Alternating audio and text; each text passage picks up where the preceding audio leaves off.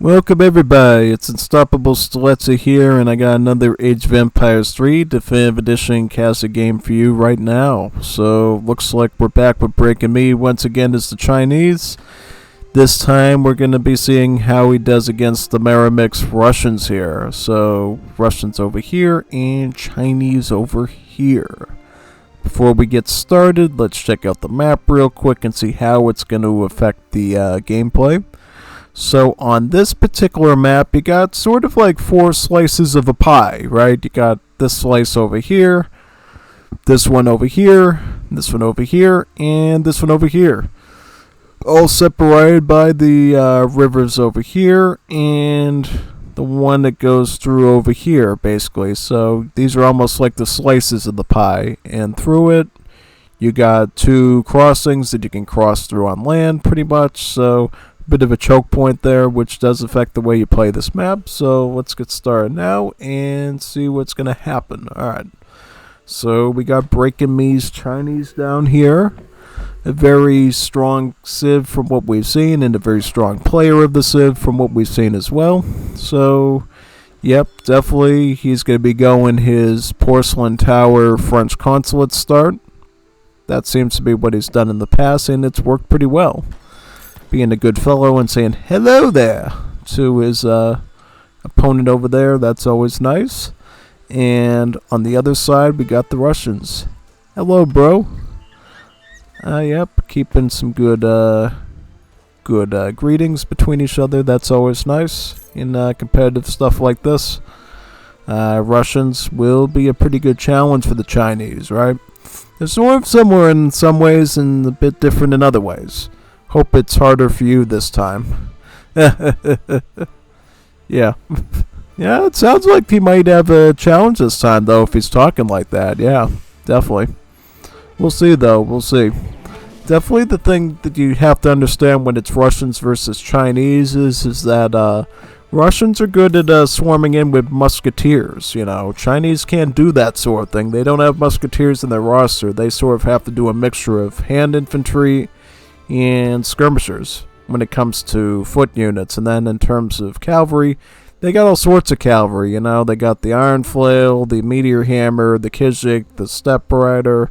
So much stuff to work with there. For Russians, you know, they got a pretty swarmable cavalry themselves, the Cossack. But other than that, you got the Cav Archers for anti-cav, and then the Oprishniks for oppression. Yeah, Oprishnik oppression of your enemy's villagers and buildings. Yeah. Total siege monsters, pretty much. Yeah. Once you know the Oprishniks are running around your base, you got some issues. Oh, most definitely you do. So what's going on right here? We got a bit of a fight going on between these pikemen and these explorers and the disciple over here. Looks like it's going to be a bit of a competition to see who can actually mop up this 100 XP treasure. It's quite a good treasure for whoever can get it, but we'll see who actually gets it in the end. Both sides sort of trying to move around and target appropriately and pick away at these pikemen. Oh, that's a halberdier. That's a watchman. That's a little bit more dangerous. Does about 24 hand damage. Kind of dangerous, honestly. Oh, no. Oh, no. He's not going to get the treasure now. Nah. What do you mean, nah? Well, that was lucky. Oh, big time it was lucky. 100% it was lucky. Most definitely. So, what is this Russian deck going to be exactly? So, looks like Russian standard 1v1 deck with Royal Decree included. So that means potentially some of the Royal Decree technologies pertaining to upgrading might actually be used here, which would be kind of interesting, as well as some good unit batches you can get out of it too. So it's always something to look forward to. And what else do we have here with the Chinese? So Chinese is setting up their French consulate here, which already is done, and now they're getting their Porcelain Tower down. This is the key to the Breaking Me Chinese build. It doesn't emphasize as much free units, but rather strong early resources. Not only are you getting lots of resources from your Porcelain Tower here, but you're getting a few good bumps every time you research one of the resource crate texts that the French consulate gives you, too. And also, as another add bonus, your villagers gather around 5% faster when you got the French consulate active. So that means either way you look at it, you're going to be getting a lot of resources if you combine Porcelain Tower with French Consulate as your start as China. Really is a really good, greedy eco setup for you. Does have to watch out for Russia, though. I mean, it has Russia in their name, so you imagine they're going to definitely be rushing something as Russia. Yeah, looks like the blockhouse is already built over here, and how's Russia doing in age-up time? So, looks like they're going to age up slightly before China, which means things could get very ugly here for the Chinese if they're not careful, right?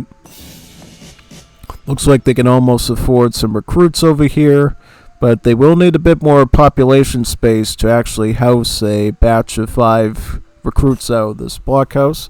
At least I know your forward base. Oh, he does. Let's see. Does he know his forward base? Well, he probably knows it mentally then, because I don't see it in the fog of war just yet. So I think he can already sort of guess where the building's going to be, which is pretty good for him, though. Oh yeah, most definitely. Looks like China gets another treasure here of some wood.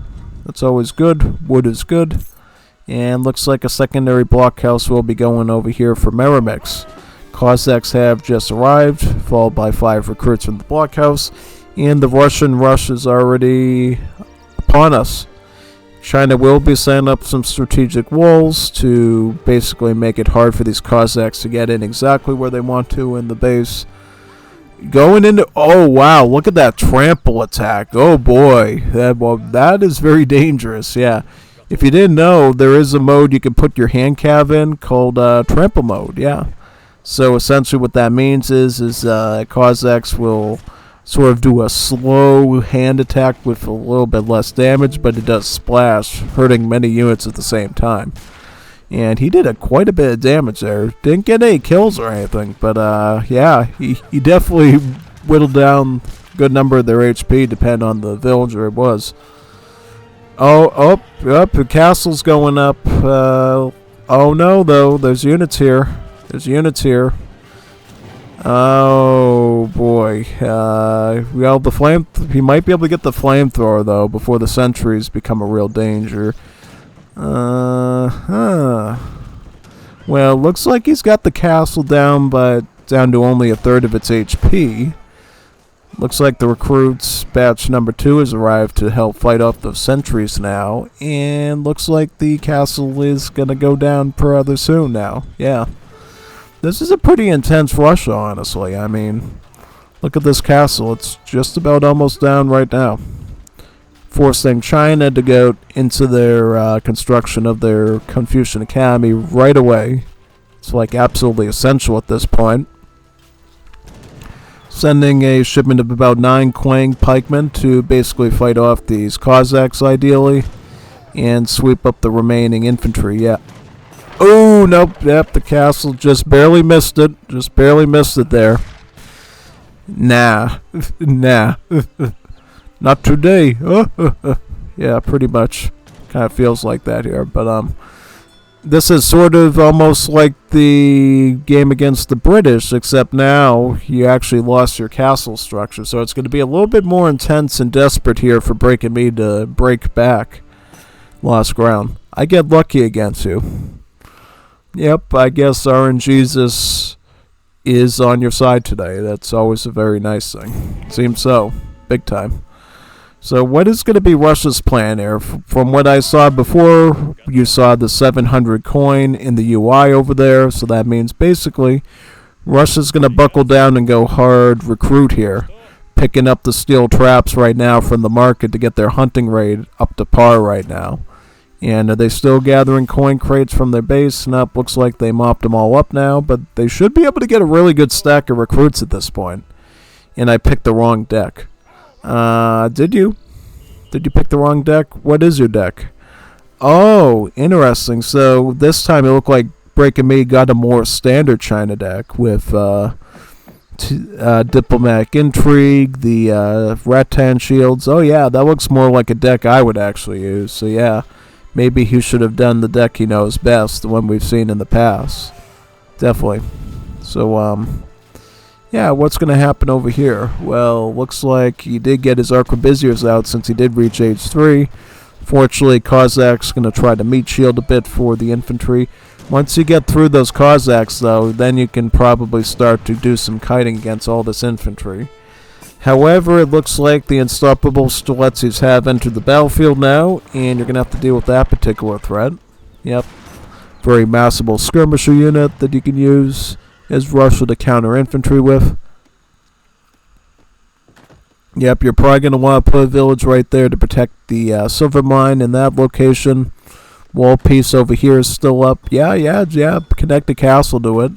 Basically creates a little bit of an Age of Empires 2 style wall in this section here to keep the enemy out. And then you got a village here, putting a market up here. Yep, sometimes you have to go back to the basics, you know what I mean? Following that sort of Age of Empires 2 Arabia setup with your buildings, where you're basically building a little wall for yourself using them, you know?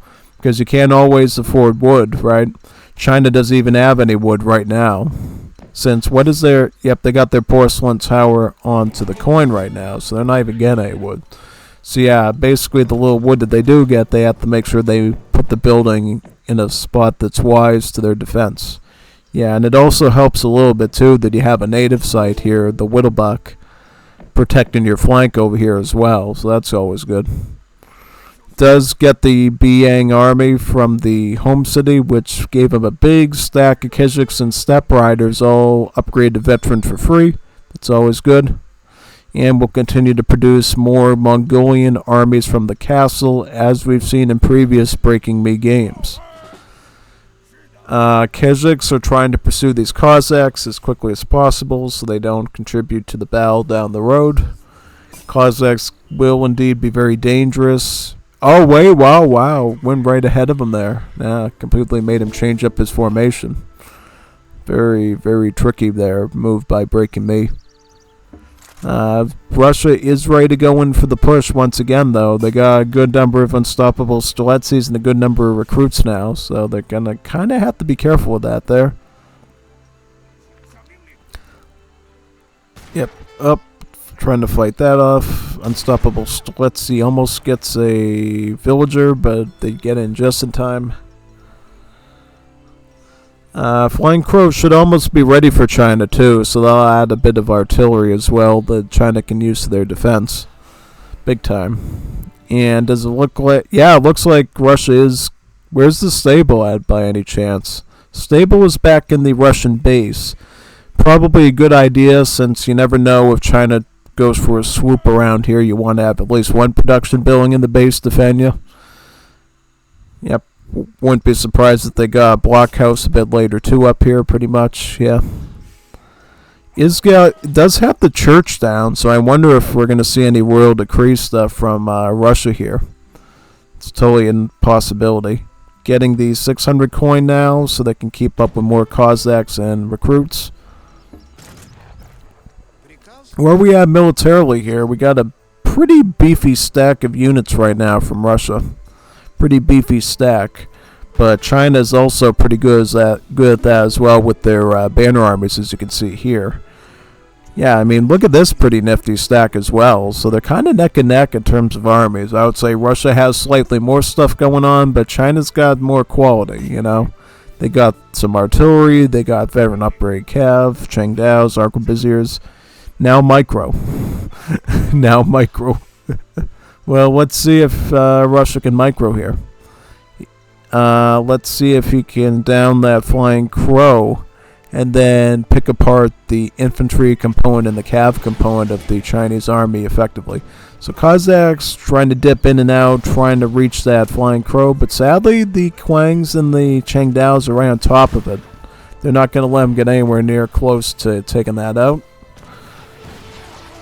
Russia's just backing up right now. Is Russia... Yep, Russia is aging up, actually. They're going with the exiled prince. So that means probably trying to aim for the 2 Falconetchamen, I would imagine, yeah. It's going to lose all that forward base, though, which is kind of sad. Is going to build a blockhouse in the Russian base, so can get those nifty veteran recruit and veteran unstoppable Strelitze upgrades that he will so need to deal with all that Chinese Age 3 mass, yeah. How far away is he from getting a Falc shipment? Well, not too far. Honestly, build a house, maybe with a little bit more XP, and you'll be all set to go. Yeah. He's going to put the Vills away in the TC for now, keep them safe. Probably doesn't want too big of a fight just yet. Getting veteran Kozak right now, followed by veteran Unstoppable Steletsy. Almost there. Get the Falcs. You're going to need the Falcs, I think. With the Falconets, he should be able to deal with this Flying Crow, I think. But he just needs to do that. He is dipping in now. Thought he could get the Flying Crow, but just misses. Oh, boy. Now he got the Step Riders mixing in, trying to go after your infantry there. That's never good. Yeah, get those recruits in the melee with the bayonets so you can slice through all the Step Riders and then maybe hit some of the Kijiks in the back. Has the Minutemen out as well, it looks like. Yeah, you're losing most of your recruits, though, to the Arquebusiers, and now Unstoppable Steletsy is feeling a little less unstoppable now without that anti-cav protecting them. Shipping of about 19 Unstoppable Steletsis and 1 Kozak batching up at the stable. 4, 5, unfortunately not 6. Unfortunately, the game doesn't let you do 6 or more. Up, and looks like I'm trying to see if Unstoppable Steletsy has what it takes to defend, even without his friend Recruit protecting him. Right, that's yep. There's still a few Step Riders still here, and more Mongolian armies are being crafted from that castle. So it looks like the Unstoppable Steletsy defense is no longer that unstoppable anymore, contrary to the name. But anyways, GG. Yeah, so indeed was harder for him this game. It seems like. Oh yeah, seems like it 100%. Good try, though, you know. I mean, Meramix did try to pull off the 8-3, but unfortunately I don't think he was able to get the Falcs out in enough time to make a huge difference there. I think with the Falcs there, he probably could have blasted off the Flying Crow a lot easier, and then maybe to get rid of those Arquebusiers and change the battle a little bit. Definitely. So what happened in terms of scoring? So economy-wise, it looks like Russia did indeed spread out pretty good on the map, getting hunts and everything. But when it looks at military here, China, again, with the slightly smaller army, had some much better troops. You know, they had veteran upgraded cavalry, which made a huge difference. And then, of course, the Flying Crow doing a great job at forcing Russia to back up. Eventually to the point that it forced Russia into an uneasy position where they had to basically lose all their recruits and then let these Unstoppable Steletsis, you know, fend off against Step Riders, which you know is never going to go very well. Yeah, big time. Definitely was a good match of Russia versus China, using the Breaking Me type setup there. Very nice. So, yep, very good. Hopefully we can see some more Breaking Me China in the future now. So, sign off now from this one. See you on the next one.